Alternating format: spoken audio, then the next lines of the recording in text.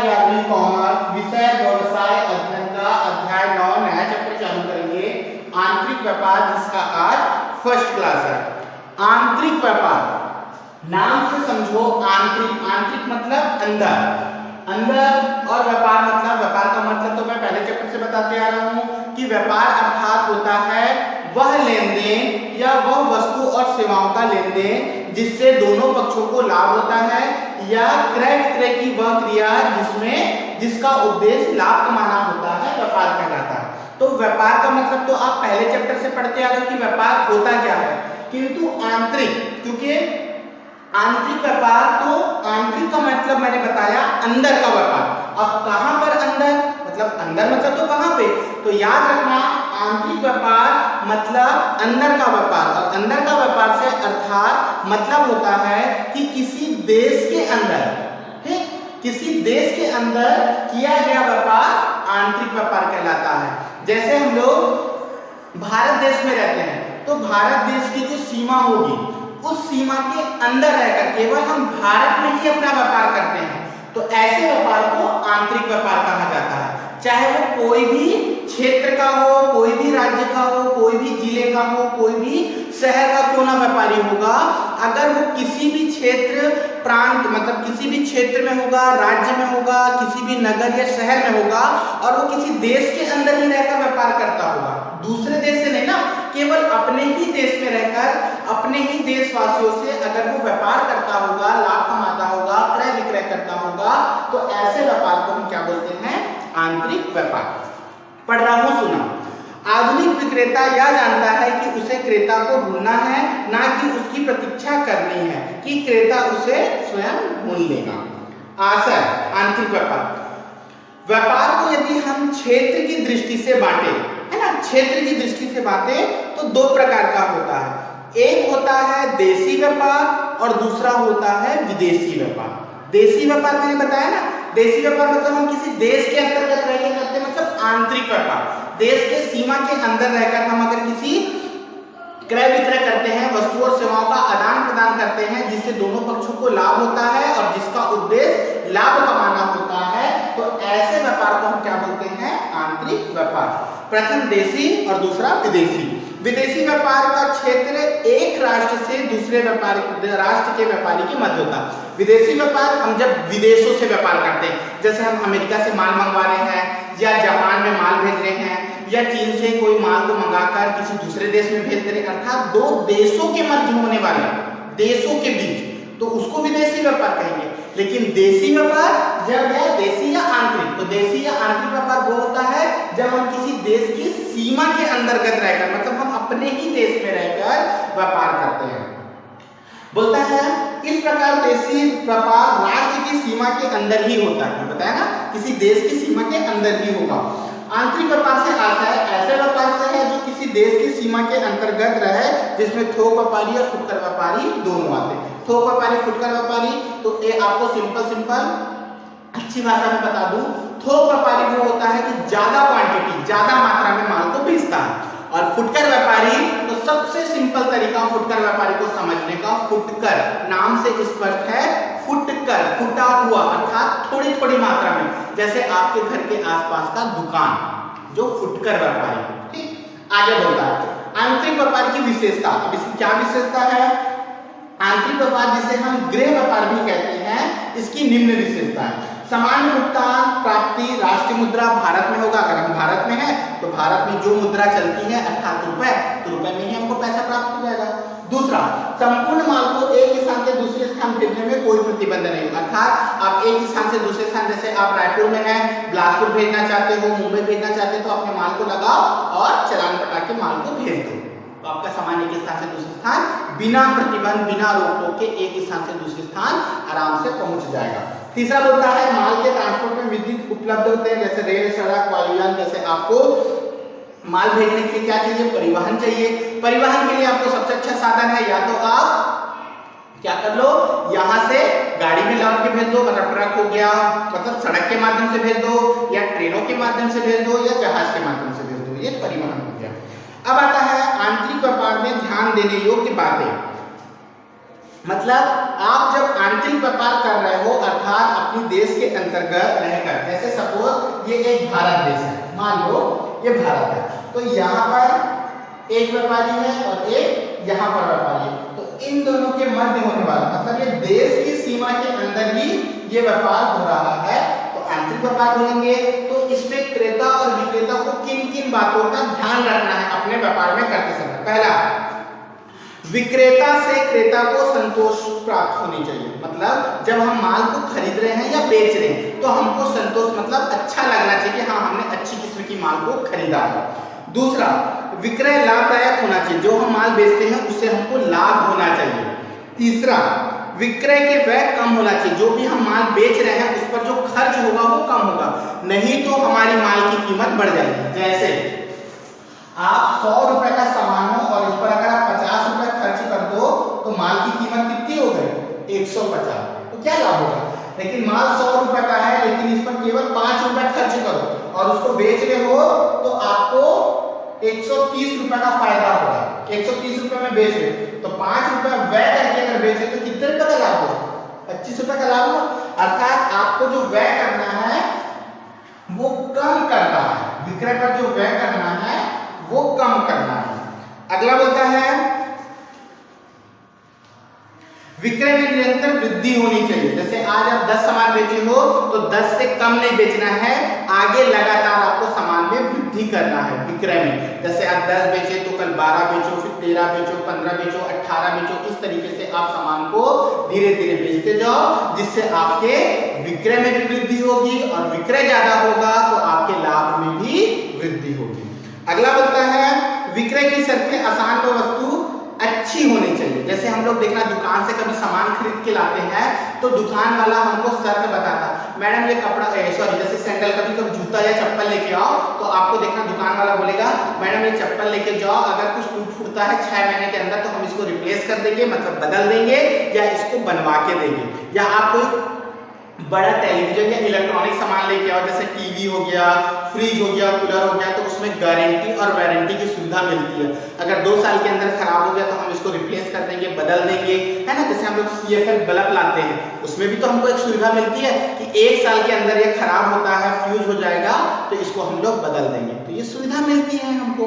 तो इसी तरीके से विक्रय के समय में हमको शर्तों का होना आवश्यक है, उसी को बोलता है विक्रय की शर्तें आसान एवं वस्तु अच्छी होनी चाहिए। लाभ कम अधिक विक्रय का उद्देश्य होना चाहिए। आपका उद्देश्य, जैसे आप सामान बेच रहे हो, दुकानदार हो, तो आपका ये उद्देश्य होना चाहिए कि आपकी वस्तुएं निरंतर बिकती रहे, किंतु लाभ कम होगा तो भी चलेगा। लेकिन ऐसा नहीं करना चाहिए ग्राहक के साथ कि ज्यादा लाभ कमाने के लिए ज्यादा कीमत पर वस्तु बेच दिए पर दोबारा आपके पास ग्राहक नहीं आएगा, ऐसा नहीं करना चाहिए। आपको ये लगना चाहिए या ये ऐसा तरकीब या ऐसी प्रक्रिया अपनानी चाहिए कि जिससे आपके पास ग्राहक लगातार बना रहे, आपका सामान कंटिन्यू बिकता भी रहे और आपको लाभ भी होता रहे। तो कब होगा? जब आपका सामान बिकता तो रहेगा किंतु लाभ उस पर आप कम कमाओगे। ठीक। अगला बोलता है विक्रय का उद्देश्य स्थायी व नियमित ग्राहक बनाना होना चाहिए। क्या होता है? विक्रय का उद्देश्य होता है स्थायी। देखना, जैसे आप राशन लेते हो कभी, तो किसी राशन दुकान में आप जाओगे तो हमेशा आप उसी से लोगे राशन। क्यों? क्योंकि आप उसके स्थायी ग्राहक को, आपको वो उधार की सेवा देता है, घर पहुंच सेवा देता है, अच्छी क्वालिटी की सेवा मतलब वस्तु देता है। तो ये सब आपके दुकानों के लिए अच्छा होता है कि उसके स्थायी ग्राहक बन जाते हैं और नियमित ग्राहक, मतलब आप हमेशा उसी से लेते हो, दूसरे के पास कभी नहीं जाओगे। और लास्ट पॉइंट होता है विक्रय वैधानिक विधि द्वारा किया जाना चाहिए। अब आता है क्रय करते समय, अब आप क्रय कर रहे हो, क्रय कर रहे हो तो किन किन बातों को आपको ध्यान रखना चाहिए वो देखना। पहला, क्रय मानक वस्तु का होना चाहिए। वस्तु क्या होनी चाहिए? स्टैंडर्ड होनी चाहिए, अच्छी किस्म की वस्तु होनी चाहिए। विक्रय की शर्तें उचित व सरल होनी चाहिए। जब भी आप सामान खरीदोगे तो उस पर अच्छा आसानी, जैसे हम लोग जाते हैं सामान खरीदने, इसमें कितना रुपए डिस्काउंट है, सामान मांगते हैं ना, डिस्काउंट मांगते हैं, बट्टा मांगते हैं, भैया इस पर कितना रुपए डिस्काउंट है, तो वो आपको डिस्काउंट देता है। तो आप अगर उस पर डिस्काउंट मांगोगे वो आपको दे देगा, तो दोबारा देखना आप फिर उसी की दुकान में जाओगे, हाँ कल मेरे को 10% डिस्काउंट दिया था, हो सकता है इस बार 12% दे दे, या कोई ऑफर चल रहा हो तो सामान के साथ में कुछ गिफ्ट भी दे दे। तो ये होता है ना, उसी को बोलता है। अगला बोलता है क्रय उचित समय और मांग के अनुसार होना चाहिए। अगला बोलता है क्रय उचित मात्रा में आपको जितनी वस्तु की आवश्यकता हो उतनी वस्तु ही खरीदो, बेमतलब का फिजूल खर्ची या ज्यादा सामान लाकर कोई मतलब नहीं होगा। क्यों? क्योंकि सामान की कीमत कम या बढ़ोतरी होती है, इसलिए मांग के अनुसार आपको वस्तु खरीदनी चाहिए। क्रय विधि का उचित होना चाहिए, क्रय उचित मूल्य पर होना चाहिए। ये तो नॉर्मल है कि आप जो भी सामान खरीदो वो कम कीमत पर या अच्छी कीमत पर आपको वस्तुएं अच्छी से अच्छी उपलब्ध हो जाए। अब आता है नेक्स्ट टॉपिक, आंतरिक व्यापार की गतिविधियां। आंतरिक व्यापार की गतिविधियां में सबसे पहला पॉइंट बोलता है भाव की पूछताछ। इसको मैं डिटेल करता हूं, आप सुनिए, ठीक है। सबसे पहला पॉइंट होता है भाव की पूछताछ।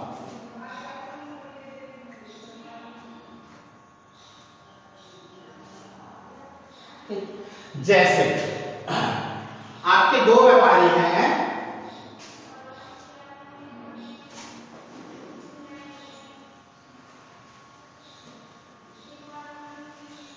ठीक, दो व्यापारी हैं, जैसे एक ए हो गया और एक बी हो गया, ठीक है। ये हो गया रायपुर का और ये हो गया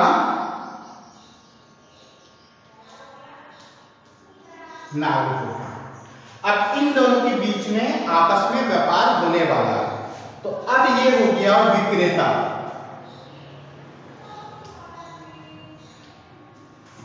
और ये हो गया क्रेता, ठीक।